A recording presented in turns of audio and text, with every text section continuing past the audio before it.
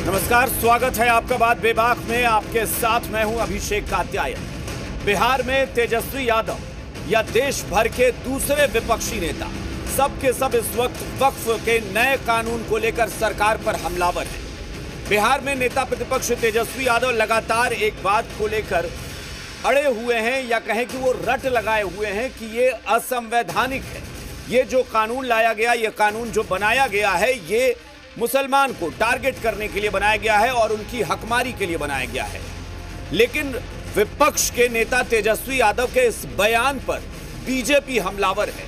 और सिर्फ तेजस्वी यादव ही नहीं, पश्चिम बंगाल की मुख्यमंत्री ममता बनर्जी के उस बयान को लेकर भी बीजेपी हमला बोल रही है, जिसमें ममता बनर्जी ने सरेआम मंच से कहा कि इस कानून को हम पश्चिम बंगाल में लागू नहीं करेंगे। किसी भी सूरत में वक्फ का नया कानून पश्चिम बंगाल में लागू नहीं होगा। अब इसको लेकर बीजेपी हमलावर है और कह रही है कि ममता बनर्जी किस तरह की बात कर रही है। ममता बनर्जी इस देश के संघीय ढांचे को नुकसान पहुंचाने, उसे डैमेज करने की बात कर रही है, क्योंकि अगर देश का कोई कानून लागू होगा तो वो पूरे देश में लागू होगा। हर प्रदेश में इस कानून को मानना उस प्रदेश की बाध्यता है, इसमें कोई विकल्प नहीं है। और बीजेपी के इस हमले का, बीजेपी के इस पलटवार को ज्यादा बल मिला जब एक्सपर्ट्स ने अपनी राय रखी। एक्सपर्ट्स भी यही कह रहे हैं कि ममता बनर्जी जो बोल रही हैं वो सिर्फ हवाई बातें हैं और सिर्फ ये राजनीतिक बयानबाजी है, इससे ज्यादा कुछ नहीं है। एक्सपर्ट्स ने ममता बनर्जी के उस तेवर की हवा निकाल दी जिसमें वो कह रही थी कि किसी भी सूरत में इस कानून को बंगाल में लागू नहीं होने देंगे। एक्सपर्ट्स कह रहे हैं कि ऐसा कोई विकल्प किसी प्रदेश सरकार के पास है ही नहीं, और उसके पास ऑप्शन नहीं होता है कि कानून को मानना है या नहीं मानना है। बल्कि इस देश में संविधान निर्माताओं ने संघीय ढांचे के तहत जो व्यवस्था की है वो बहुत सोच समझकर की है कि अगर देश की संसद से कोई बिल पास होता है और कानून बनता है तो वो देश में लागू करना पड़ेगा। ट्रिपल तलाक को लेकर उदाहरण एक्सपर्ट्स दे रहे हैं और कह रहे हैं कि ट्रिपल तलाक को लेकर भी पश्चिम बंगाल में ममता बनर्जी इसी तरह बोल रही थी, लेकिन ट्रिपल तलाक के खिलाफ जो कानून था वो पूरे देश में लागू है। और अगर कोई महिला उस कानून को लेकर एफआईआर दर्ज कराने जाती है तो किसी भी प्रदेश की कोई भी पुलिस इनकार नहीं कर सकती है, उसे एफआईआर दर्ज करनी ही पड़ेगी। सरकार चाहे लाख राजनीतिक बयानबाजी कर ले, लेकिन यह कानून पूरे देश में लागू होना है तो होना है, इसमें इफ बट की कोई गुंजाइश नहीं है। लेकिन विपक्ष अब भी हमलावर है अपने तरीके से, और विपक्ष इस तैयारी में है कि आने वाले समय में पूरे देश में इसको लेकर एक बड़ा आंदोलन, उसकी भी तैयारी हो रही है। बयान सुनिए, उसके बाद हम चर्चा। लगता है तेजस्वी जी की सरकार बनना है नहीं, और संसद से जो कानून पास होता है उसको पूरे देश में लागू होता है, और संसद पूरे देश का है। और ये गरीब पसपंदा मुसलमानों के खिलाफ है तेजस्वी यादव। वो नहीं चाहते हैं गरीब मुसलमानों को और महिलाओं को हक मिले। तेजस्वी यादव इसीलिए अनाप शनाप बोल रहे हैं। तेजस्वी यादव गरीब पसपंदा मुसलमानों के विरोधी हैं। भारतीय जनता पार्टी भारत जलोपलटी है। गरीबी, बेरोजगारी, महंगाई, नौकरी, अर्थव्यवस्था, देश की तरक्की से कोई मतलब नहीं है।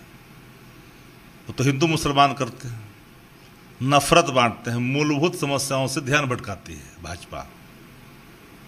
जिनके देश की आज़ादी में एक दिन का योगदान नहीं है, ये गैर संवैधानिक है, अलोकतांत्रिक है। और संविधान की जो आर्टिकल है ना, आर्टिकल 26 के भी खिलाफ है। मुस्लिम आबादी में 73% पासमानदा तबके के लोग हैं। आधी आबादी महिलाओं की है। उन तक तो कभी भी वक्फ के संपत्तियों का लाभ नहीं पहुंचा। ये कानून उनको कहीं न कहीं इन संपत्तियों का लाभ उन तक पहुंचे, इसको सुनिश्चित करने के लिए लाया गया। इसलिए आम मुसलमान खुश है। राजद के नेताओं और खास करके तेजस्वी यादव जो जिस तरह की बातें कह रहे हैं, दरअसल उबाल पैदा करना, लोगों को भड़काना, उत्तेजना, ये कुछ घंटों के, कुछ दिनों के मसले होते हैं। लेकिन लोग जब बारीकियों के साथ इस बिल का अध्ययन करेंगे तो फिर उन्हें समझ में आ जाएगा कि ये उनके ही हित में है। फैसला ये हुआ कि इदारे शरिया नए वक्फ कानून के खिलाफ हर स्तर पर, हर मोर्चे पर अपनी बात रखेगा और ये कानून जो है वो केवल मुस्लिमों के लिए ही नहीं बल्कि सारे धर्म के लोगों के लिए है, चूँकि जो देश के संविधान ने आज़ादी दी है, धार्मिक जो स्वतंत्रता दिया है, इस पर प्रहार है। जो कानून आया है हम लोगों ने उसे पढ़ा है और जो लोग समझते हैं कानून के दफ़ात को, यानी वकीलों को, उनको भी बुलाया है। 4 स्टेट के हमारे उलमा कराम आए थे और खानकाह के लोग भी आए थे। उन तमाम के ज़रिए हम लोगों ने इस कानून को समझना चाहा है। उससे ये बात वाज़ेह हुई है कि इसमें अक्सर चीज़ें ऐसी हैं जिससे हमारा मुस्तकबिल, हमारा फ्यूचर बिल्कुल डार्क होगा। ख़तरा है मस्जिदों के लिए, मदरसे के लिए, कब्रिस्तानों के लिए। लिहाजा हमने इन तमाम लोगों को बुला करके ये राय लेना चाहा है कि इस बिल के हवाले से हमें क्या करना चाहिए। देखिए, ममता बनर्जी बोली है कि हम नहीं मानेंगे। ये भारत के पार्लियामेंट से पास कानून है और इसको भारत सरकार का कानून है, सबों को मानना पड़ेगा। जो नहीं मानेंगे, भारत सरकार के पास इतना कानून है जो उनको मानना ही पड़ेगा, किसी भी कीमत में मानना पड़ेगा। तुष्टीकरण की राजनीति पर चलने वाले और परिवारवादी भ्रष्टाचारी लोग हैं। वो गरीबों का कल्याण, पसमादा मुसलमानों का कल्याण, महिलाओं का कल्याण नहीं देखना चाहते हैं। वोट बैंक की राजनीति के तहत इसका विरोध कर रहे हैं। चर्चा के लिए हमारे साथ जो मेहमान जुड़े हैं उनसे आपका परिचय कराते हैं। सत्ता पक्ष से बीजेपी के प्रदेश प्रवक्ता मनीष पांडे हमारे साथ जुड़े हैं। विपक्ष से आरजेडी के प्रवक्ता ऋषि मिश्रा हैं और विकासशील इंसान पार्टी के प्रवक्ता नीलाभ शाही हैं। इसके अलावा राजनीतिक विश्लेषक डॉक्टर संजय कुमार हमारे साथ जुड़े हैं। आप सबका बहुत बहुत स्वागत है इस चर्चा में। मनीष पांडे जी, शुरुआत में आपसे करता हूं। 2 बयान। एक, आरजेडी बिहार में कह रही है कि ये अलोकतांत्रिक, असंवैधानिक ये कानून जो है लाया गया और इसके जरिए एक खास तबके को टारगेट किया जा रहा है और आप देख रहे हैं कि तैयारी भी चल रही है कि अब बहुत बड़ा आंदोलन होगा देश में, पूरे देश में इसके खिलाफ एक मुहिम चलेगी और जब तक कि उन प्रावधानों को वापस नहीं ले लिया जाता है तब तक ये आंदोलन तेज किया जाएगा। जाहिर तौर पर विपक्ष इस आंदोलन को अपनी ताकत भी देगा। और दूसरी तरफ ममता बनर्जी का वो बयान जिसमें वो खुले मंच से कह चुकी हैं कि ये कानून पश्चिम बंगाल में लागू नहीं होगा। ये दोनों कितनी बड़ी चुनौती आपको लग रही है देश में? मनीष जी। अभिषेक जी, ये जो पूरा घटनाक्रम जो चल रहा है, तो मुझे सीए वाला वो दौर आपको भी याद होगा और मुझे वो सीए का पूरा दौर याद आ रहा है। किस प्रकार से शाहीन बाग में लगातार धरना प्रदर्शन किया गया, दिल्ली में दंगे कराए गए, पूरे देश में मुसलमानों के दिलों में जो डर पैदा किया गया, हम सब लोगों ने कई बार उस पर डिबेट किया। मैं तो सिर्फ आपको और आपके दर्शकों को वो दौर, वो मंजर याद कराना चाहता हूं। क्या हुआ सीए में उसके बाद? किस मुसलमान की सदस्यता छीन ली गई, किससे कागज मांगा गया। कोई जो एक डर का, भय का माहौल जो इस देश के विपक्ष ने जो खड़ा किया था, वो टाए टाए फिस हो गया, कहीं कुछ नहीं निकला।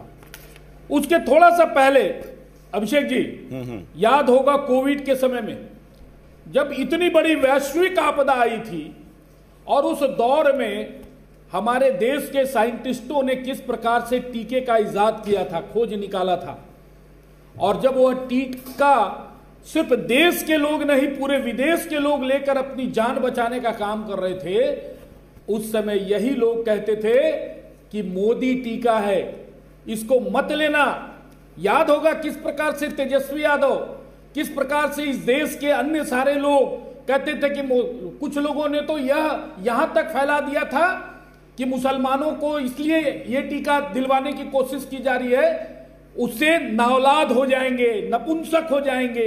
इस प्रकार की तरह तरह की बातें जो है वो फैलाई गई थी कि टीका नहीं ले। हम सब लोग ने देखा, डिबेट भी किया उस पर। क्या हुआ?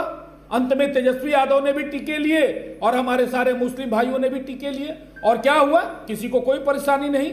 देखिए अभिषेक जी, मैं इसलिए कहना चाह रहा हूं आपके माध्यम से पूरे दर्शकों को और खास करके मुस्लिम भाइयों को, मैं जब सोचता हूं कई बातें तो मैं यही पाता हूं इस देश के अंदर में कि आजादी के 75 वर्षों के बाद आज की तारीख तक एक बड़ी आबादी इस देश में है।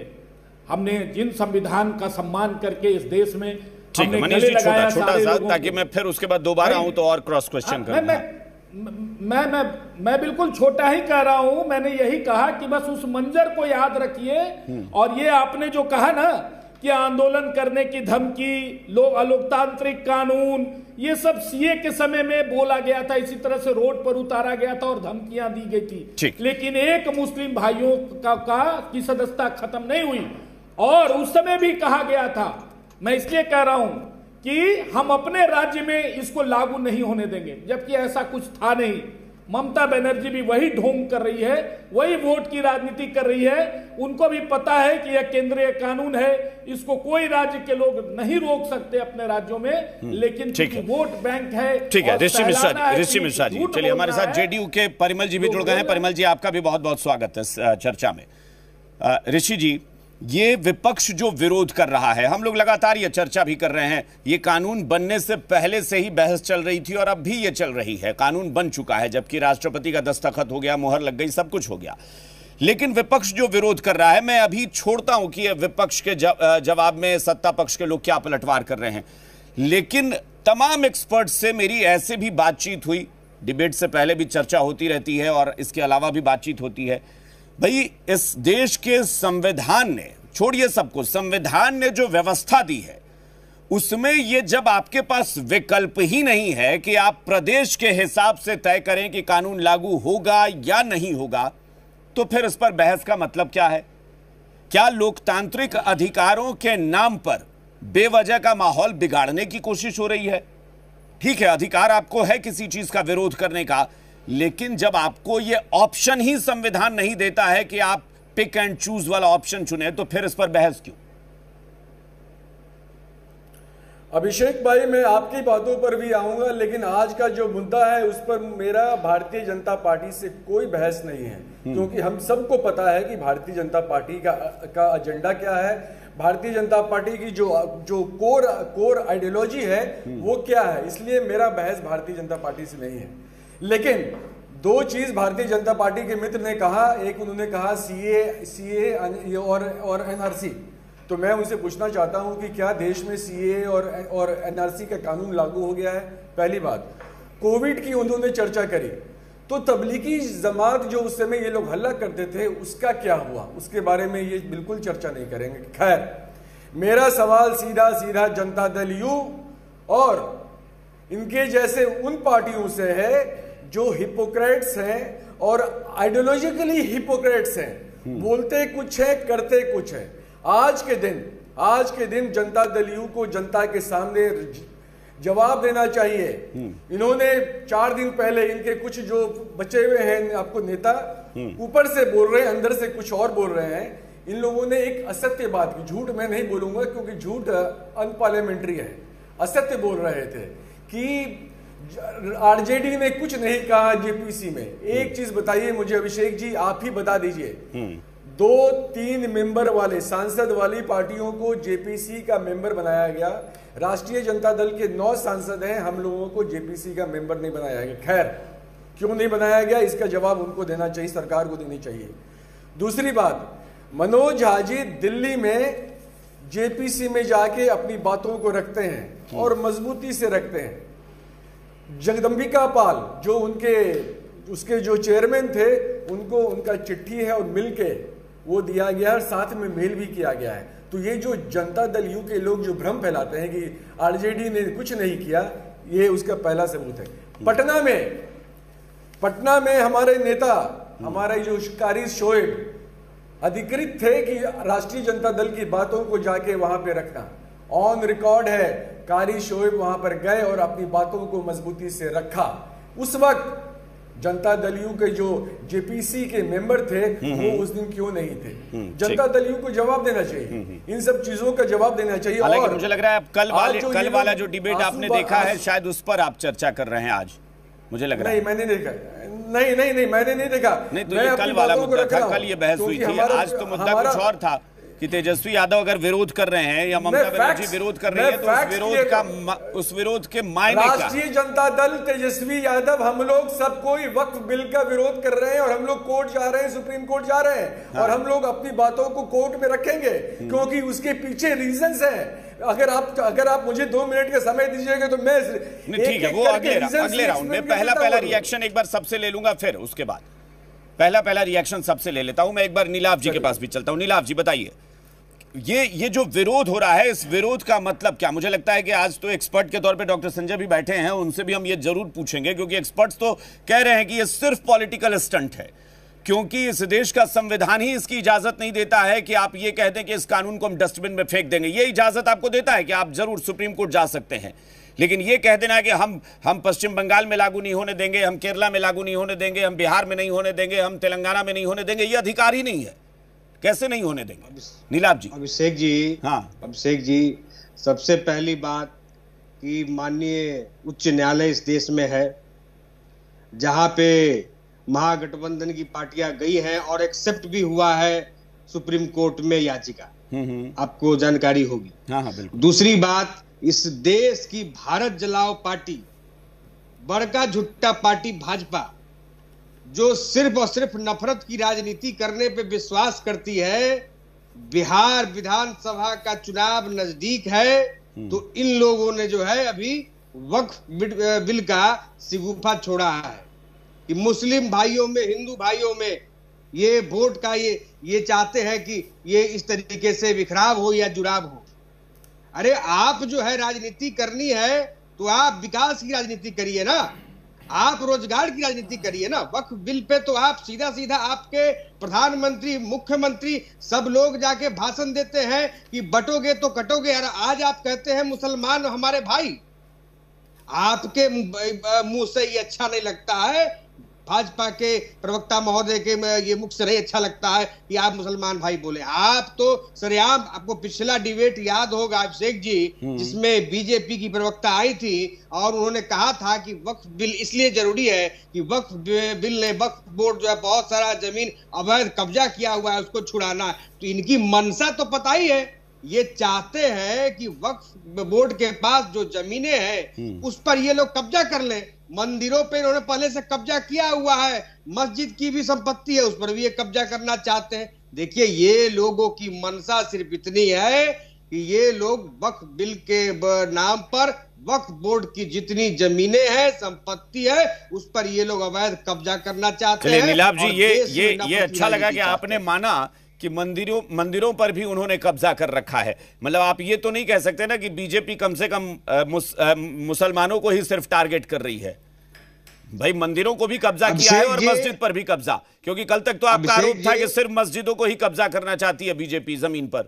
अभिषेक जी, फिलहाल बिहार विधानसभा चुनाव नजदीक आ रहा है। नहीं, आपने तो फिर बराबरी वाला दे दिया ना कि बीजेपी बराबरी का विश्वास रखती है सबके साथ। आपने तो ये मोहर लगा दिया इस पर कि भाई वो मंदिरों को भी टारगेट करते हैं, मस्जिदों को भी टारगेट करते हैं। तो इनकी मनसा ये है ना कि वक्फ बोर्ड की जितनी जमीनें हैं उन पर कब्जा की जाए। तो कल से आप ये तो नहीं बोलेंगे ना कि बीजेपी सिर्फ मुसलमानों को टारगेट करती है, ये भी आप नहीं बोलेंगे ना कल से। आप देखिए, टारगेट तो ये सबको करते हैं, सबको करते हैं ना, तो फिर बराबरी वाली बात आ गई ना, सबको टारगेट करते हैं। चलिए, तो कम से कम ये जो तमगा आप लोग कल तक लगा रहे थे कि बीजेपी सिर्फ मस्जिद की ही जमीन पर हड़पना चाहती है, मस्जिद की जमीन हड़पना चाहती है, वो ऐसा नहीं है, क्योंकि आपने खुद माना कि मंदिर का भी वो जमीन हड़पते रहते हैं। ये लोगों की मंशा सिर्फ और हिंदू मुस्लिम में लड़ाने की रहती है और कभी ये समय के इलेक्शन के हिसाब से। ठीक है, चलिए मैं जेडीयू के पास चलता हूं और ऋषि जी आपसे भी इस पर रिएक्शन लूंगा, मनीष जी आपसे भी लूंगा। मुझे लगता है कि ये आपके ऋषि जी, आपके सहयोगी ने कहा कि बीजेपी सिर्फ मस्जिद नहीं मंदिर को भी टारगेट करती है, तो कल से बीजेपी के बारे में ये कहना कम से कम विपक्ष बंद करे कि वो सिर्फ मुसलमानों को टारगेट करती है। मैं राष्ट्रीय जनता दल की बात कर सकता हूं। मेरा जो हम लोगों का जो स्टैंड है अभिषेक भाई, मैं उस पे बात साथी को बीच मझधार में मत छोड़िए ना भाई, उन्होंने बयान दिया है तो साथ तो दीजिए उनका। चलिए ठीक है, परिमल जी। मैं उस पे भी आ जाऊंगा, एक्सप्लेन कर दूंगा, मैं उस पे भी एक्सप्लेन कर दूंगा। परिमल जी, क्या ये विरोध सिर्फ दिखावे के लिए हो रहा है? जो लोग मान रहे हैं कि किसी भी प्रदेश सरकार के पास या किसी भी विपक्षी दल के पास ये अधिकार तो नहीं है कि वो कह दे कि हम इस कानून को मानते ही नहीं है, कोई ऑप्शन ही नहीं है। देखिए अभिषेक जी, पॉलिटिक्स में दो स्ट्रीम है, कंस्ट्रक्टिव स्ट्रीम और दूसरा डिस्ट्रक्टिव स्ट्रीम। आरजेडी और कांग्रेस जैसी पार्टी हमेशा डिस्ट्रक्टिव अप्रोच को अडॉप्ट करती है। मतलब ये कुछ तथ्यों का भय दिखाकर उनके भावनाओं का दोहन करके स्वयं को सत्ता में हासिल करना चाहती है। मैं आपको बतला दूं, लंबे समय तक राज्य शासनकाल के दौरान, पति पत्नी शासन के दौरान इन्होंने अल्पसंख्यकों के कल्याण के लिए तो कुछ नहीं किया, लेकिन इन्होंने समाज में नफरत और दंगा उत्पन्न किया। लगभग 120 से अधिक धार्मिक दंगे बिहार ने देखा और 26,000 माइनॉरिटी की हत्याएं उस अवधि में हुई। जबकि हमारे आदरणीय नेता नीतीश कुमार के जो पॉजिटिव अप्रोच है, इसका परिणाम ये हुआ कि अभी तक कोई मेजर इस तरह के कम्युनल राइट नहीं हुए, कोई कर्फ्यू जैसी स्थिति नहीं हुई। और इन लोगों के द्वारा जो एनडीए पर जो टारगेट किया जाता है, तो मैं आपको बतला दूं, 2001 में जो माइनॉरिटी में लिटरेसी रेट था वो 59.1% था, जो 2023-24 में बढ़कर 79.5% हुआ। यदि सरकार ने ध्यान नहीं दिया तो इससे अभिवृद्धि कैसे हुई। 2001 के आसपास माइनॉरिटी का पार्टिसिपेशन गवर्नमेंट जॉब में मात्र 4.5% था, जबकि अभी 14.6% से भी अधिक है। तो लगातार जो एनडीए या हमारे आदरणीय नेता नीतीश कुमार जो बिहार में काम कर रहे हैं, देखिए एक्चुअली हम लोगों ने जो समर्थन किया उसके अप्रोच को आप समझें कि वक्त की जो संपत्ति होती है, इसका संबंध डायरेक्ट धर्म से लेना मैं समझता हूं कि उचित नहीं है। ये परोपकार के लिए दान किया हुआ धन है, जिसका उद्देश्य गरीब और वंचितों का उत्थान सुनिश्चित करना। आप समझिए कि बदनी जैसे लोग के जो दिल्ली में आवास है, वो दिल्ली वक्फ बोर्ड के संपत्ति पर बनी हुई है। तो जो इस उद्देश्य से ये डोनेशन हुआ, उसके बेहतर उपयोग और प्रबंधन उचित नहीं हुए। और बिहार में टोटल माइनॉरिटी का 73% पासमानदा मुसलमान है, जो अति पिछड़ा और पिछड़े वर्ष के अंतर्गत आते हैं। तो यदि वक्त की संपत्ति का नहीं, लेकिन परिमल जी, जिस आवास की आप बात कर रहे हैं, उस आवास पर तो विपक्ष कुछ नहीं बोलता, बल्कि विपक्ष के निशाने पर तो नीतीश कुमार हैं सबसे ज्यादा। विपक्ष कैसे बोलेगा? देखिए विपक्ष को तो मैंने कहा ना कि ये किसी भी तथ्य को, देखिए मैं उदाहरण दे दूं आपको। कांग्रेस शासन इंदिरा गांधी के समय से ही, इंदिरा गांधी के समय में क्या हुआ था, मतलब राहुल गांधी में भी आपने देखा कि इंडिविजुअल किसी भी प्रॉब्लम को ये सॉर्ट आउट नहीं करना चाहते हैं और ये डिक्टेटर की तरह काम करते हैं। जैसे इंदिरा गांधी ने परिवार नियोजन के लिए कंपलसरी स्टरलाइजेशन प्रोग्राम चलाया। आप समझिए कि माइनॉरिटी वोट बैंक कांग्रेस के साथ रहे थे, लेकिन उस क्रम में इन्होंने 4.2 मिलियन व्यक्तियों के ऑपरेशन का टारगेट फिक्स किया था। और इंदिरा गांधी तो आयरन लेडी थी, इतना जबरदस्ती ऑपरेशन करवाया गया कि 4.2 मिलियन के बदले 8.4 मिलियन यूथ का ऑपरेशन करवाया गया, जिसमें कई अनमैरिड थे और जिसमें कई माइनॉरिटी यूथ भी थे, जिसके कारण माइनॉरिटी वोट बैंक शिफ्ट वहां से हुआ। तो ये बार बार ऐसे काम किए हैं जिससे उनकी धार्मिक भावनाओं को अब चोट लगी है और आहत हुए हैं, लेकिन तब भी ये नहीं संभलते। अभी जो कदम उठाया केंद्र सरकार ने या बिहार में जो कदम उठाए गए, जैसे ये भय दिखलाते हैं कि भाई माइनॉरिटी के भूमि को या जो वक्फ बोर्ड की संपत्ति है उसको सरकार ले लेगी। मैं आपको बतला दूं कि इस एक्ट में यह भी प्रावधान है कि चूंकि नहीं, लेट मी कंप्लीट, कि चूंकि लैंड स्टेट का भी भाग है, स्टेट लिस्ट में भी शामिल है। हमारे आदरणीय नेता नीतीश कुमार ने कब्रिस्तान का घेराबंदी सुनिश्चित करवाया। एक्चुअली सूफी परिपथ के तहत कई दरगाहों का संरक्षण सुनिश्चित कराया, मस्जिदों को सुरक्षित करवाया। तो बिहार में आप निश्चिंत रहें, 1 इंच भूमि भी माइनॉरिटी के किसी के छीने नहीं जाएंगे और उनके बेहतर उपयोग और प्रबंधन सरकार सुनिश्चित करवाएगी। जो अति पिछड़े माइनॉरिटी वर्ग के माइनॉरिटी है, सरकार की मंशा कभी नहीं। और पूरे भारत में भी देखिए एक्चुअली क्या है, मैंने तो डेटा दे दिया, मैंने तो निश्चित किया गया है, मैंने तो डेटा दे दिया कि यदि ये एनडीए पर भी प्रश्न उठाते हैं, इंप्लीमेंट कराएगी। मुझे लगता है कि भाई प्रदेश सरकार तो किसी भी दल की है, कांग्रेस की भी सरकारें हैं या गैर एनडीए और भी सरकारें हैं, केंद्र सरकार ने व्यवस्था दी है इस नए कानून में कि जो सुप्रीम अथॉरिटी होगी वो प्रदेश सरकार होगी, वही वहां मॉनिटर करेगी चीजों को। निश्चित रूप से। और आप ये समझे कि प्रत्येक दलों की ये भूमिका होनी चाहिए कि यदि किसी भी कम्युनिटी की यदि संपदा है तो उसी कम्युनिटी के वंचित वर्गों के बेहतर विकास के लिए। ठीक है, मैं चलिए डॉक्टर संजय के पास चलता हूं। लेकिन आरजेडी और कांग्रेस जैसी पार्टियों को इससे कोई मतलब है नहीं। डॉक्टर संजय, ये जो बातें कही जा रही है, मैं दो बयान खासतौर पर, एक तेजस्वी यादव और दूसरा ममता बनर्जी, इसी पर फोकस कर रहा हूं कि ये जो विरोध किया जा रहा है, कोई कह रहा है कि हम इसको डस्टबिन में फेंक देंगे फाड़कर इस कानून को, कोई कह रहा है कि हम तो लागू होने नहीं देंगे, चाहे जो हो जाए, आर या पार करने को तैयार हैं।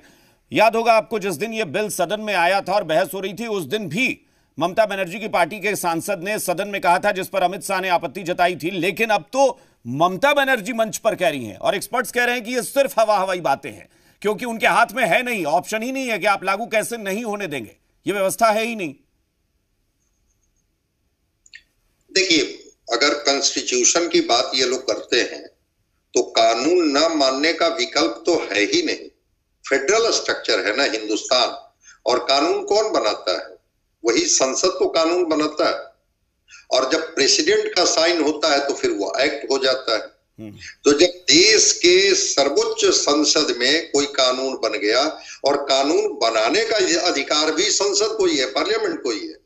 हाँ, सुप्रीम कोर्ट उसका इंटरप्रिटेशन कर सकता है, कोर्ट उसका इंटरप्रिटेशन कर सकता है, और बिल्कुल जो लोग सुप्रीम कोर्ट में गए हैं वो अपना पक्ष रख सकते हैं, वो सुप्रीम कोर्ट सुझाव भी दे सकता है, लेकिन कानून तो पार्लियामेंट ही बनाएगा ना, और कौन कानून बनाएगा? अब ममता बनर्जी इतनी दिनों से उस सूबे की मुख्यमंत्री हैं, क्या उनको नहीं पता है कि अगर कोई संसद में कोई कानून बन गया, प्रेसिडेंट का सिग्नेचर हो गया, एक्ट के रूप में वो इम्प्लीमेंट हो गया, फिर उसको लागू कैसे नहीं होने देगी?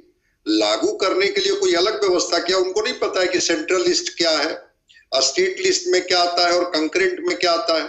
तो जब कोई सेंटर ने कानून बना दिया और वो भी पार्लियामेंट में बना, प्रेसिडेंट का सिग्नेचर हो गया, फिर वो कैसे नहीं लागू होने देगी? इस बात में खालिश राजनीति है, राजनीति के अलावा कुछ नहीं है। देखिए, अगर किसी को संतुष्ट करना है, खुश करना है, तो फिर अभिव्यक्ति की आजादी है, आप बोल लीजिए। लेकिन हाँ, अगर डेमोक्रेसी की किन्हीं को समझ है, ये कोई मोनार्की थोड़े है, तो डेमोक्रेसी की समझ है तो इस तरह की बातों को लोग बहुत गंभीरता से नहीं लेंगे। बिल्कुल, और मैं तो ज्यादा सम्मान करता हूं उन लोगों का कि जो सुप्रीम कोर्ट गए, उनकी नाराजगी है वो गए, क्योंकि वो एक लोकतांत्रिक विरोध का तरीका है।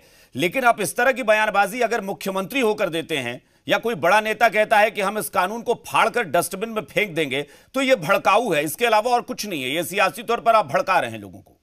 नहीं, भड़का ही रही है। अब तो वो तो पश्चिम बंगाल में कितने परसेंट माइनॉरिटी है सबको पता है। वो कल ही बोल रही थी कि 33% माइनॉरिटी है पश्चिम बंगाल।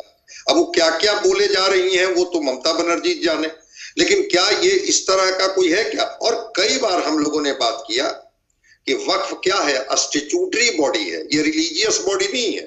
जब स्टैट्यूटरी बॉडी है तो उसके प्रबंधन और पारदर्शिता को लेकर के मैं महामहिम बिहार के राज्यपाल जी को सुन रहा था, बड़ी अच्छी बात उन्होंने कही। उन्होंने कहा कि अगर एक महावीर मंदिर कई ट्रस्ट से कई अस्पताल चला सकता है, तो फिर वक्फ की इतनी संपत्ति से अगर जो सोशल इकोनॉमिक वेलफेयर के लिए ये दान की गई है जमीन, फिर उससे क्यों नहीं हो रहा है? और अगर हो रहा है तो उसके प्रबंधन और पारदर्शिता सार्वजनिक होनी चाहिए कि ये प्रबंधन से इतने आमदनी होती है, इतने खर्च होते हैं, उसकी पारदर्शिता से क्यों लोग इनकार करते हैं? उन्होंने अगर कही तो कोई गवर्नर के हैसियत से नहीं कही, उन्होंने एक बौद्धिक व्यक्तित्व के तौर पर उन्होंने इस बात को रखा। क्या दिक्कत हो जाएगा इसे भाई? कौन जमीन किसका छीन लेगा, हड़प लेगा? राजनीति करने की इस देश में आजादी है, आप बोलते रहिए, डस्टबिन में फेंक दीजिए या उसको उठा करके सर पर रख लीजिए, वो आपकी मर्जी, लेकिन कानून तो संसद में ही बनेगा ना। और क्या बीजेपी की ही सरकार हमेशा रहेगी? 5 साल के बाद फिर अगर चुनाव होता है, कोई दूसरी पार्टी की सरकार बनती है, तो क्या होगा? आप कानून में संशोधन कर दीजिए, फिर में बदलाव ला दीजिए, संशोधन भी कर दीजिए। और अभी परिमल जी कह रहे थे ना कि बिहार में कोई व्यवस्था गड़बड़ नहीं होगी, तो बिहार ही क्या, इसीलिए मैंने कहा ना, बिहार क्या, इस नए कानून में संशोधन के बाद ये मेंशन किया गया है कि प्रदेश सरकार को ही पूरी अथॉरिटी होगी कि वो उस चीज को कैसे बेहतर लागू करती है। तो भाई पश्चिम बंगाल में सरकार तो ममता बनर्जी की है, कौन चला जाएगा वहां जमीन हड़पने जब वो खुद सरकार चला रही है? तो नोडल एजेंसी तो राज्य सरकार ही होती है ना, और लैंड तो राज्य के ही जिम्मे होता है ना। तो बंगाल में जाकर के कोई जमीन हड़पने चले जाएंगे लोग, और ममता बनर्जी जी सूबे की मुख्यमंत्री हैं और वो जमीन हड़पने देंगी? देखिए, इस देश में अलग राज्य में अलग अलग पार्टियों की सरकार हो सकती है। केरला में कोई और पार्टी की सरकार हो सकती है, अरुणाचल में कोई और पार्टी की सरकार हो सकती है, हिमाचल में कोई और पार्टी की सरकार हो सकती है, किसी राज्य में और पार्टी की सरकार हो सकती है। सरकार तो अलग अलग राज्य में अलग अलग पार्टियों की हो सकती है। अब राज्य कहे कि भाई केंद्र में अगर हमारी सरकार नहीं है तो आप जो भी कानून बनाएंगे संसद से उसको हम नहीं लागू होने देंगे। तो मैं मानता हूं कि ये इस तरह की बात कोई कॉन्स्टिट्यूशनल पद पर बैठा हुआ व्यक्ति अगर बोल रहा है, वहां संविधान का अपमान है। कि आप कैसे बोल रही हैं? क्या आम लोगों को क्या बताना चाह रही हैं भाई? आप क्या बताना चाह रही हैं कि क्या संसद में जो कानून बनेगा उसको हम नहीं मानेंगे? तो फिर नौवीं अनुसूची की बात क्यों हो रही है कि संसद 9वीं अनुसूची में ये कास्ट सेंसस को ले आए और फिर वो उसको चैलेंज नहीं किया जा सकता है सुप्रीम कोर्ट में? वहां तो संसद पर आपको भरोसा है कि संसद 9वीं अनुसूची में डाले, और जब वक्फ बोर्ड और वक्फ काउंसिल के लिए जब एक कानून बनाया गया तो यहाँ पर आपको संसद का ये ड्यूअल कैरेक्टर क्या कहता है? ये दोहरा चरित्र क्या है भाई? एक तरफ संसद पर आपको भरोसा, एक तरफ संसद को कह रहे कि नहीं संसद कोई कानून बना देने से क्या होगा, हम इसको मानेंगे ही नहीं। मैं मानता हूं कि आप कॉन्स्टिट्यूशनल तरीके से कोई बात रखिए, पब्लिक अपील करेगी, राजनीति करने की स्वतंत्रता है, आप कुछ भी बोले जाइए, बोलिए, अभिव्यक्ति की आजादी। अभिव्यक्ति की आजादी के नाम पे, वही इसलिए मैं कह रहा हूं ना कि अभिव्यक्ति की आजादी के नाम पर या लोकतांत्रिक अधिकार के नाम पर कहीं ऐसा तो नहीं कि आप संविधान का अपमान ही वाकई में कर रहे हैं? क्योंकि अधिकार के नाम पर आप मुख्यमंत्री पद पर रहकर इस तरह का बयान करती हैं तो जाहिर तौर पर उसका मैसेज भी गलत जाता है और आपको अधिकार नहीं है। बहुत मैंने कहा ना, इसीलिए कि एक्सपर्ट्स ये भी कह रहे हैं कि भाई उसका उदाहरण बड़ा अच्छा उन्होंने दिया कि ट्रिपल तलाक पश्चिम बंगाल में ममता बनर्जी ने कहा था कि हम नहीं लागू होने देंगे, लेकिन क्या कोई मुस्लिम महिला चली जाए कि उसके साथ ट्रिपल तलाक का कोई इश्यू हुआ है और कोई पुलिस पश्चिम बंगाल की हिम्मत है कि कह दे कि एफआईआर दर्ज नहीं करेंगे उस कानून को? ट्रिपल तलाक छोड़ दीजिए, अभी सीए के बारे में किया जा रहा है ना भाई। सिटीजन अमेंडमेंट एक्ट हुआ ना कि कोई व्यक्ति अगर 6 साल से रह रहा है और अगर भारत का नागरिकता लेना चाहता है तो नागरिकता उसको मिलेगी, तो कहां उसको नहीं लागू करने देंगे आप? और ट्रिपल तलाक मैं तो मानता हूं कि मुस्लिम महिलाओं से जरा पूछिए ना, परंपरा के नाम पर ये कितना बड़ा धब्बा था जिसको अगर केंद्र ने या संविधान ने उसको एक संशोधन करके उसमें अगर बदलाव लाया तो उनके जीवन में बहुत बड़ा परिवर्तन आया है। वैसे बोलने के लिए फिर दोनों बातें कैसे होगी? इसीलिए मैं कह रहा हूं कि संविधान की भी बात करेंगे, सरिया की भी बात करेंगे, दोनों की बात कैसे करें। इसका मतलब जो आपको सूट करेगा उसके हिसाब से कुछ बोलेंगे, जहां हमको सरिया सूट करेगा सरिया की बात करेंगे। ऋषि जी कुछ कहना चाह रहे हैं, ऋषि जी बताइए, फिर मनीष जी आपके पास आते हैं। ऋषि जी बताइए कि क्या बड़े नेता का मतलब, बड़े नेता की परिभाषा ये भी तो होनी चाहिए कि वो कानून का, संविधान का, संसद का सम्मान करे। अरे कानून मानते हैं तभी तो गए हैं सुप्रीम कोर्ट। अभिषेक भाई सुन लीजिए थोड़ा। जनता दल यू के हमारे साथी बोल रहे थे कि पिछले 20 वर्षों में यहाँ पर सब कुछ शांति है, यहाँ पर कोई कुछ नहीं हो रहा है, धर्म के नाम पर, जाति के नाम पर कुछ नहीं हो रहा है। मैं आप इनको एनसीआरबी का डेटा दे देता हूँ। 2018 में भागलपुर दांगिया अभिषेक जी को याद नहीं है, परिमल जी बतला दें। परिमल जी अगर ऐसे करें, परिमल जी एक बार सुन तो लीजिए और सुन तो लीजिए कि वो क्या डेटा दे रहे हैं। परिमल जी एक बार सुन तो लीजिए कि वो क्या डेटा दे रहे हैं। पहले ही आपने कैसे अज्यूम कर लिया? जनता दल यू के नेता पता नहीं कौन सा संस्कार मुख्यमंत्री ने दे दिया इन लोगों को। 2018 में ऑल ओवर इंडिया का जो डेटा आया है, एनसीआरबी का डेटा है 33%, 2019 में 31%, 2020 में 27%, 2023 में 14%। खैर, जनता दल यू को यह भी एक्सप्लेन करना चाहिए, जब लोकसभा के अंदर भारतीय जनता पार्टी के एक सांसद एक मुस्लिम सांसद को गाली दे रहे थे तो माननीय मुख्यमंत्री जी के मुंह से एक शब्द क्यों नहीं निकला? एक स्टेटमेंट उनका दिखा दीजिए उसके विरोध में, आपको नहीं मिलेगा। अभी संजय जी बोल रहे थे कि भाई ऋषि जी कई बार ये बातें हो चुकी हैं। 1 सेकंड लूंगा। नहीं ऋषि जी मैं भाई अब हमारे जो दर्शक देख रहे हैं ना, मुझे नहीं पता, मैं अपनी नहीं ऋषि जी जो दर्शक देख रहे हैं उनको मैं तो फैक्ट बताऊंगा ना, मैं तो फैक्ट बताऊंगा। ऐसा तो है नहीं कि आप आधा बोल देंगे और मैं कह दूंगा कि हाँ ओके। फैक्ट्स नहीं, फैक्ट ये है कि उस मोदी कैबिनेट के नंबर 2 राजनाथ सिंह ने खड़े होकर सदन में माफी मांगी थी। फैक्ट ये भी बताइए ना, नीतीश कुमार को कहने की जरूरत क्या पड़े जब उस पार्टी के बड़े नेता ने, राजनाथ सिंह ने सदन में माफी मांगी थी उस चीज के लिए। माफी मांग ली, उस सांसद को सस्पेंड क्यों नहीं किया गया? क्यों नहीं किया गया सस्पेंड उसको? क्या बात कर रहे हैं अभिषेक भाई? एक सांसद को सिर्फ इसलिए सस्पेंड किया गया क्योंकि वो स्पीकर की एक्टिंग हाउस के बाहर कर रहे थे, और उस सांसद का टिकट कट गया, वो आपको नहीं दिखा। एक सांसद गाली दे रहा है, उस सांसद को लोकसभा का टिकट नहीं मिला, वो आपने नहीं बताया। अब सर मुद्दे पे आ जाए, हम लोग मुद्दे पे आ जाए। भाई मुद्दे पर तो आप आधी बात बताते हैं, तो पूरी बताइए ना कि बीजेपी ने उस पर एक्शन भी लिया। जनता दल यू के मित्र बता रहे थे कि यहाँ पर सब कुछ चंगा है ऐसी। हाँ। आज 2 तारीख को लॉ बना है, 4 तारीख को देखिए परिमल जी एक मिनट, परिमल जी प्लीज, वो जो सवाल उठा रहे हैं उसका मनीष जी भी जवाब दे देंगे ना। परिमल जी 1 मिनट। हाँ ऋषि जी, 2 तारीख को वक्फ का कानून बना, 4 तारीख को बरियारपुर में, बिहार में जगह है सर बरियारपुर, वहां पर वक्फ की जमीन पर कुछ लोग चले गए तोड़ने के लिए।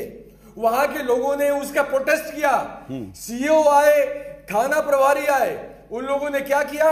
उन लोगों ने बोला उसको कि आगे से ऐसा मत करना, चले जाओ।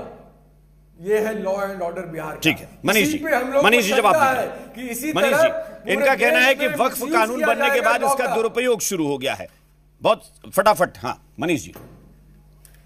हो नहीं गया, सामने रिपोर्ट है, सामने रिपोर्ट है। ऋषि जी, मुझे लगता है कि हम मुद्दे पर ही बात करें, ठीक है? हिंदू मुसलमान का किसने क्या कहा नहीं कहा, बहुत सारे विषय, बहुत सारे डिबेट हम लोग करते हैं। अभी हम लोग वक्फ पर है तो वक्फ पर केंद्रित रहे, ठीक है? कानून लागू होने के बाद कौन सी घटना घटी, आप खुद स्वीकार कर रहे हैं कि सीओ गया और मामला वहां खत्म हो गया, मतलब कानून का राज है, यह तो आप स्वीकार कर ही रहे हैं। छोड़िए उन बातों को भी। भाई आप वक्फ के संबंध में आज जो अभिषेक जी आपने विषय रखा है, भाई मैं पूछना चाहता हूं इनके नेता से, ऋषि जी के नेता से, तेजस्वी यादव से, आप अपनी भूमिका में क्यों नहीं आते? एक बड़ी आबादी जो बिहार में इतना % वोट हमारे मुस्लिम भाइयों का है, उनको आप समझाना क्यों नहीं चाहते? आप उनकी तरक्की क्यों नहीं चाहते? आप उनका विकास क्यों नहीं चाहते? भाई वक्फ की जो संपत्ति यहां पर है, अभी आपने कहा ना कि राज्यपाल महोदय ने कहा, मैं ऋषि मिश्रा जी से कहता हूं कि बिहार में कोई एक वक्फ की संपत्ति से ऐसा चैरिटेबल हॉस्पिटल बता दें जो सिर्फ और सिर्फ मुसलमानों के बच्चों का, महिलाओं का, बुजुर्गों का इलाज करता हो, स्कूल पढ़ाता हो, कोई और भी किसी प्रकार का चैरिटेबल काम करता हो। भाई हम यह कहना चाहते हैं, सीधा सीधी बात, कि आप मुद्दे पर बात कीजिए, मुद्दों से भटकिए मत। कोविड के टीके की तरह उसको मोदी का टीका मत बना दीजिए, और जो लाभुक है, लाभार्थी है, उसको उसका लाभ लेने से दूर मत हटाइए। देखिए अभिषेक जी, ये पूरा मामला वोट बैंक का है। इन लोगों को पता है कि मुस्लिम आबादी अगर समझदार हो जाएगी, जिसको ये नचाते आ रहे हैं आज तक, डर दिखाते आ रहे हैं। देखिए दुर्भाग्य क्या है सबसे बड़ा, मैं 30 सेकंड में अपनी बात पूरा कर लूंगा अभिषेक जी। ये बिहार में जो सत्ता का हस्तांतरण हुआ, वह किसको हटाकर हुआ? आरजेडी ने सत्ता का हस्तांतरण किया किससे? कांग्रेस से। कांग्रेस की बुराइयों को गिनाकर सारा कुछ हुआ, और आज ये उन्हीं के साथ मिलकर क्या कर रहे हैं? कौन सा चीज कर रहे हैं? कांग्रेस ने जिस प्रकार से मुसलमानों का शोषण किया, आज ये भी 15-20%। ये तो सुना रहे थे कि क्या हुआ भाई, अब्दुल बारी सिद्दीकी जी जिस समय नीतीश कुमार इस्तीफा मांग रहे थे आईआरसीटीसी मामले पर तेजस्वी जी से, वित्त मंत्री थे अब्दुल बारी सिद्दीकी, उप मुख्यमंत्री थे तेजस्वी यादव। तेजस्वी यादव सरकार से हट गए, इस्तीफा दे दिया, लेकिन एक मुसलमान को बिहार का उप मुख्यमंत्री नहीं बनने दिया। आपके पास जवाब नहीं होगा उसका। या किसी भी मुसलमान का आप वोट लेते हैं, उसको आपने अपने राष्ट्रीय अध्यक्ष बनाया हो, आपने किसी बड़े पद पर बिठाया हुआ पार्टी के नहीं है। देखिए इसलिए कह रहे हैं कि मुद्दे पर बात कीजिए। यह वक्फ बिल जो है, उस बिल से मुसलमानों का क्या फायदा है और क्या घाटा है? आप सीधा बताइए क्या घाटा है? ऋषि मिश्रा जी आप बताइए क्या घाटा है? फायदा घाटे की बात हाँ बताइए जी, आप तो फायदे घाटे में पड़े हुए हैं। वो तो कह रहे हैं हम डस्टबिन में फेंक देंगे, अब इसके बाद बचा क्या? वो कह रहे हैं कि हम फाड़ कर डस्टबिन में फेंकेंगे। बिल्कुल बस यही तो इनकी राजनीति है ना। देखिए ऋषि मिश्रा जी कह रहे हैं हम कोर्ट गए थे, रिजर्वेशन पर भी ये कहते हैं कोर्ट गए थे। कोई ऐसा विषय आएगा जिसमें इनको राजनीति करनी रहेगी, जानते हैं कि उसका फैसला क्या होने वाला है, सब पता ही, कहेंगे हम कोर्ट चले जाएंगे। अरे कोर्ट क्या चले जाएंगे भाई साहब? कोर्ट ने एक, मैं पूछता हूं, सेक्युलर या देश कब जुड़ा सेक्युलर? उसी संसद ने कानून पास किया ना। ये सारे जितने भी संशोधन हुए, जितने भी कानून बने, इसी संसद ने पास किया। जब सरकार बहुमत में थी, किसने विरोध किया? लोगों ने माना उस। ठीक है नीलाभ जी छोटा सा, आपको भी ठीक है पता नीलाभ जी के पास चलते हैं। नीलाभ जी यादव एक मिनट, तेजस्वी यादव एक मिनट, तेजस्वी यादव हो सकता है कि उनको समझदारी कम हो, लेकिन संजय यादव तो उनको बता सकते हैं कि जो बिल संसद में पेश हो जाता है, पास हो जाता है, राष्ट्रपति की अनुमति मिल जाती है, वो संविधान बन जाता है और उसको राज्यों को मानना उसकी मजबूरी नहीं, उसकी बाध्यता नहीं, उसका लोकतांत्रिक धर्म भी होता है। और आप कहते हैं कि हम नहीं मानेंगे, यानी कि आप जो भोले भाले इस राज्य के मुसलमान उनको बेवकूफ बना रहे हैं, यह कहके कि हम बरगला रहे हैं कि अरे हम हैं, तुम्हारा कुछ नहीं बगेगा। कोई माई का लाल ऐसा नहीं है जो कुछ कर सकता है। यह माई का लाल वाली भाषा का है कि आप मुसलमानों को सबसे बुरी बात यही है। ठीक है नीलाभ जी कुछ कह रहे हैं। नहीं है, तानाशाही पे उतर आई है। अभिषेक जी, बीजेपी हो या एनडीए सरकार देश में तानाशाही पर उतर चुकी है। मैं अपने प्रवक्ता भाई से यही तो पूछना चाहूंगा कि जदयू के प्रवक्ता भाई भी यही बोल रहे थे कि एक जमीन हमके इंच जमीन किसी की नहीं हड़पने देंगे। अरे आप लोग नीलाभ जी मैं एक चीज स्पष्ट करूं, तानाशाही क्या है देश में? बताइए पहले, तानाशाही की परिभाषा बताइए भाई। सदन से जो हमेशा से लोकतांत्रिक प्रक्रिया है उसी के तहत वो बिल पास हुआ है, उसमें तानाशाही क्या है? अभिषेक जी 10 सेकंड बता रहा हूं। अभिषेक जी 10 सेकंड में बता देता हूं। नीलाभ जी ने बड़का झूठा पार्टी बोला कह रहे थे, या बीजेपी के प्रवक्ता भाई जो कह रहे थे, ये लोगों की मंशा है वक्फ बोर्ड की जमीन को हड़पने की, और ये खुलेआम ये लोग बोले कि हाँ मुझे हड़पना है। बेतिया महाराज की जमीन थी, अभी मैं बता रहा हूं, टोटल 24,000 एकड़ जमीन थी, जिस पर बिहार सरकार ने कानून बनाकर उस पर अपना अधिकार कर लिया। जबकि माननीय न्यायालय ने उसमें उत्तराधिकारी का केस चल रहा था, उसमें डिग्री भी मिल गई थी कि उत्तराधिकारी ये होंगे। लगातार उस उत्तराधिकारी के फाइल को लटकाया गया बिहार में, और उससे हैंड ओवर करने से पहले इन लोगों ने कानून बनाकर बेतिया महाराज की सारी संपत्ति को हड़प लिया। तो ये वही एनडीए की सरकार है जो वक्फ बोर्ड के ऊपर तानाशाही करके हमारे मुसलमान भाई के सारी जमीनों को ये हड़पना चाहते हैं। ये खुला बोले ना, ये लोग डरा धमका के ये लोग जमीन लेने वाले लोग हैं, ये लोग तानाशाही करके जमीन लेने वाले लोग हैं, ये लोग खुला देश में ये अराजकता का माहौल फैलाने वाले ये लोग हैं। ठीक है, बतावे ना परिमल जी बेतिया महाराज की जमीन दिया क्यों नहीं? हाँ मनीष जी कुछ कह रहे हैं, वन लाइनर बोल दीजिए मनीष जी। हाँ मैं तुरंत कर लेता हूं। देखिए इन्होंने कहा बड़का झूठा पार्टी, समझे? ये मैं बता दूं, अभी इनको 5 सीट ज्यादा दे देंगे ना तो ये भाजपा का गुणगान करने लगेंगे। नीलाभ भाई बुरा नहीं मानिएगा, लेकिन आपने बड़े बड़े शब्द कह दिए हमारे बारे में। ठीक है गंदे शब्द भी कहे भाजपा के। ठीक है परिमल जी नहीं सुन लीजिए मेरी बात, एक मिनट अभिषेक जी। बेतिया रियासत की जो जमीन थी उसको पूरे कायदे तरीके और कानून के हिसाब से वहां पर जो हड़पा जा रहा था उस जमीन को, अभिषेक जी, सरकार ने उसका अधिग्रहण करने के वहां पर स्कूल कॉलेज और उस जमीन को अन्य वहां के लोगों के फायदे के लिए, विकास के लिए उसको लिया है। और आपका कौन सा परिमल जी समय नहीं है प्लीज। जबरदस्ती कब्जा करने वाले डराने वाले लोग हैं।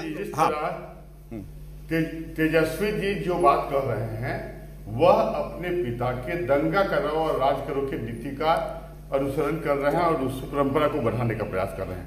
और ऐसे भी नॉमी फेल व्यक्ति से आप अधिक एक्सपेक्ट कैसे कर सकते हैं? उनको शायद पता नहीं है भारतीय संसद को अधिनियम पारित करती है और कोई राज्य यदि उसको इम्प्लीमेंट नहीं करते तो संविधान के अनुच्छेद 356 के तहत लागू करने का ये होता है। हमारे नेता मेंटली और फिजिकली भारतीय संसद के द्वारा पारित अधिनियम को अरे आप अपने नेता को संभालिए महाराज, किस लेवल पर पहुंच जाते हैं। 356 के मुद्दा तो है नहीं, समझा तो पाते नहीं, कहां से कहां पहुंच जाते पता नहीं है। हैं। अभिषेक भाई इनको समझा दीजिए, अगर हम अपने पर आ गए तो बाकी सब चीज खोल देंगे इनका। आरजेडी इसलिए भी घबराई हुई है, ये समझती है कि जब बिल इम्प्लीमेंट होगा तो 73% जो गरीब मुस्लिम भाई हैं उनका ठीक है परिमल जी ठीक है। लेकिन मैं परिमल जी आपसे भी कहूंगा कि व्यक्तिगत टिप्पणी मत कीजिए, किसी पर अच्छा नहीं लगता। अब जवाब में फिर ऋषि जी भी आप पर बोलेंगे, वो भी अच्छा नहीं लगता। क्यों आप बोलते हैं कि फिर सुनना पड़े? कि फेडरल सिस्टम में यदि भारतीय संसद के द्वारा पारित अधिनियम को स्टेट इंप्लीमेंट नहीं करे, ऐसा कोई प्रावधान संविधान में है क्या? तो चूंकि इनको संविधान की समझ तो है नहीं, ये हो अल्लाह पार्टी है, ये अपने पिता की परंपराओं को आगे बढ़ाने का प्रयास करते हैं। नहीं देखिए अभी भी परिमल जी ये सारे लोग कह रहे हैं, मैं भी कह रहा हूं, और एक्सपर्ट के तौर पे डॉक्टर संजय ने भी कहा ना कि ये सच्चाई है कि सुप्रीम कोर्ट में जाने का अधिकार है। लेकिन हाँ, बड़ी पॉलिटिकल पार्टी, बड़े नेताओं की जिम्मेदारी है कि कम से कम जनता को भ्रमित ना करें।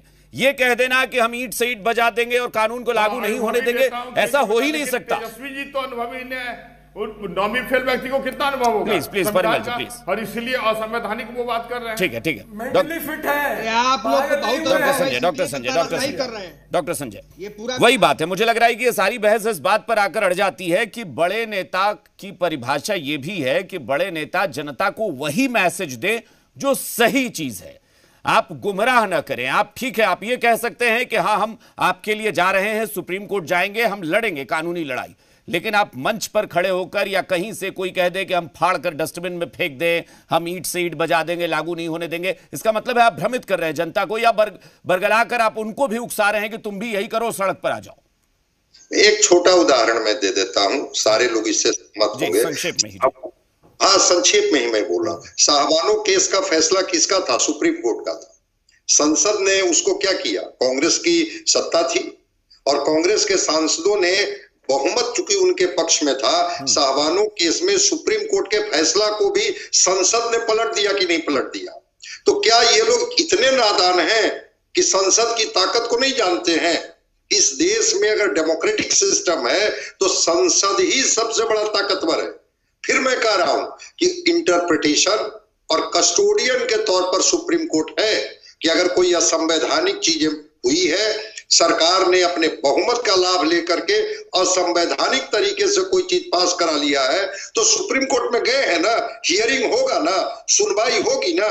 सुप्रीम कोर्ट के पास आपके वकील क्या कहानी सुनाएंगे कि वही दस्तावेज पढ़ेंगे कि देखिए संविधान इसकी इजाजत नहीं देता है, और संसद में इन्होंने जबरदस्ती असंवैधानिक तरीके से इस बिल को पास करा लिया। तो जब संसद ही सर्वोच्च है तो कूड़ा में फेंक देंगे, अपने राज्य में लागू नहीं होने देंगे, ये जनता को बरगलाने के अलावा और कुछ नहीं है। ये सियासी रणनीति है। सियासी एक तरह से मैं कह रहा हूं कि रोटी सेकने का एक तरीका हो सकता है कि भावनाओं को भड़काओ और उसका लाभ लो, ये एक अलग पार्ट है। लेकिन जो लोग पढ़े लिखे हुए लोग हैं, कॉन्स्टिट्यूशन को कि जिनकी समझ है, डॉक्टर संजय वो ठीक भी नहीं है ना, वो तो फिर खतरनाक संकेत भी है। मुझे याद है कि कुछ दिन पहले जब ये चर्चा हुई थी और अरविंद केजरीवाल की पार्टी है वहां पर पंजाब में सवाल उठा था कि क्या पंजाब को अलग करने की कोई साजिश चल रही है, तो फिर वही है कि संघीय ढांचे पर प्रहार है। फिर आप कह दीजिए कि नहीं हम अपने प्रदेश में, इसका मतलब है आपकी मंशा भी वही है कि देश से क्या अलग पश्चिम बंगाल को कोई मान लेगा क्या? कैसे कोई मान लेगा जब आप उस फेडरल स्ट्रक्चर के पार्ट हैं? संसद का कानून सेंट्रल लिस्ट में जो चीजें हैं उसको जब आप मानने के लिए बाध्य हैं, तो कोई पार्लियामेंट में कोई कानून बनता है उसको कैसे आप नहीं मानिएगा? कोई राज्य अलग कर लेगा क्या? आप उसके अंग नहीं है क्या?